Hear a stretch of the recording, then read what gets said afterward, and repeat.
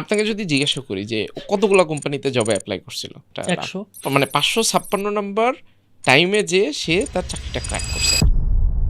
তো আমি আমাদের একটা স্টুডেন্টের কথা যদি বলি প্রোগ্রামিং হিরোতে, ও মাদ্রাসা ব্যাকগ্রাউন্ডের, কারণ ওর টেকনোলজি জিনিসপত্র বুঝতে ন্যাচারালি একটু কঠিন হইতো, কারণ সব মিলে জিনিসপত্র বোঝা একটু টাফ। তো ওর জন্য প্রথম 6 মাসে আমাদের যে বুট ক্যাম্পটা এটা শেষ করতে ওর হেভি প্যারা খাইছে। প্যারা খাইতে খাইতেও 3-4 মাসের মতো এক প্রকার ধরে নিছে যে আমি প্যারা খাবো, প্যারা না খেয়ে আমি আসলে এখান থেকে ঠিকঠাক হইতে পারবো না। এবং ও যখন মেন 6 মাস শেষ করলো, এরপরে চাকরি বাকরিতে অ্যাপ্লাই করে হয় না ফাইনালি ও একটা অস্ট্রেলিয়ান কোম্পানিতে চাকরি পাইছে, বাংলাদেশে বসে ও রিমোটলি কাজ করে, ও ডেভেলপার হিসেবে। আপনাকে যদি জিজ্ঞাসা করি যে ও কতগুলো কোম্পানিতে জবে অ্যাপ্লাই করছিল, 100 মানে 556 নাম্বার টাইমে যে সে তার চাকরিটা ক্র্যাক করছে। এবং এই যখন অ্যাপ্লাই করতো ও পুরা মানে কনসিস্টেন্ট, এবং ও ধরেই নিছে যে আমাকে কন্টিনিউয়াসলি ট্রাই করতে হবে, আমাকে ইন্টারভিউ দিতে হবে, বিভিন্ন জায়গায় যাইতে হবে, অ্যান্ড দেন ফাইনালি হয়তো হবে। মানে আপনি যদি পুরো জিনিসটা দেখেন, ধৈর্যটা গুরুত্বপূর্ণ।